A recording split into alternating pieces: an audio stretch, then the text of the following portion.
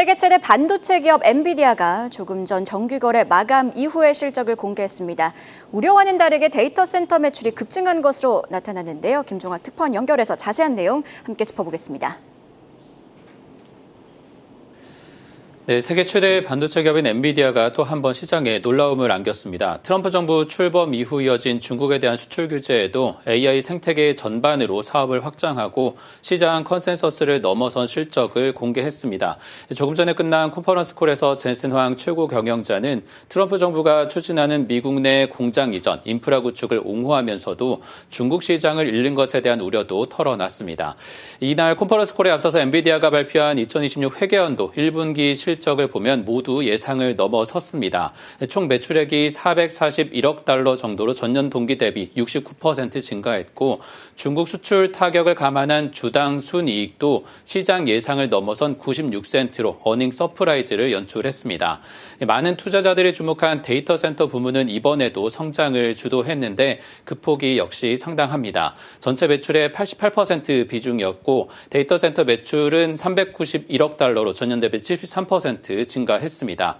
인공지능 애플리케이션 개발의 최전선에 있는 오픈AI의 챗 GPT를 비롯해서 업체들 간의 경쟁 그리고 플랫폼 확장이 이어지면서 이를 뒷받침할 엔비디아 반도체에 대한 글로벌 수요가 그만큼 강력한 것으로 나타났습니다.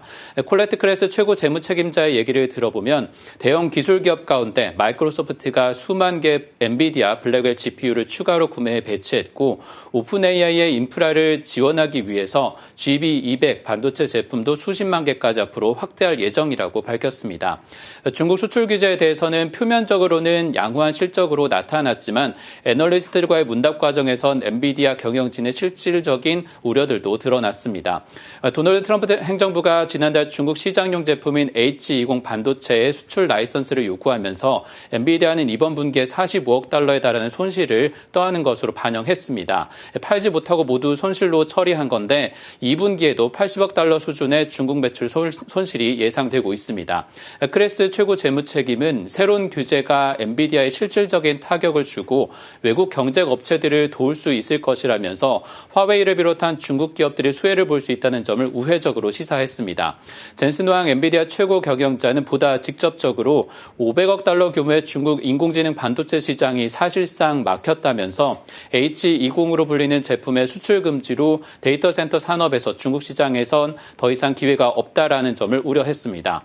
다만 젠슨 황 최고 경영자는 트럼프의 미국 제조업 회귀 계획을 지지한다라면서 미국산 플랫폼이 인공지능의 기반이 되어야 하고 전 국가적으로 슈퍼컴퓨터를 생산할 능력을 갖추도록 하겠다면서 정부 정책에는 뒤따르겠다라는 메시지를 강조하기도 했습니다. 이번 실적에서 다른 부분들을 보면 게이밍 부문도 엔비디아의 성장세가 강하게 반영이 됐습니다. 매출액이 전년 대비 42% 늘어나면서 사상 최고를 기록했는데 다음 달에 출시하는 닌텐도의 콘솔 게임을 비롯해 새로 출시한 RTS 등 고성능 제품의 점유율이 늘어나고 있다는 것이 엔비디아의 설명입니다. 정규 거래에서는 보합권에 멈춰섰던 엔비디아는 시간 내에서 투자 수요가 몰리면서 한때 6% 가까이 뛰었고 1월 이후 사상 최고치에 다시 근접하는 모양새입니다. 젠슨 황 최고 경영자는 인공지능 인프라에 대해서 글로벌 수요가 극도로 강력하다라면서 개별 국가들이 자체적인 시스템을 구축하려는 이른바 소버린 AI가 앞으로 엔비디아에게는 큰 기회가 될 수 있다고 전망했습니다. 지금까지 뉴욕에서 전해드렸습니다.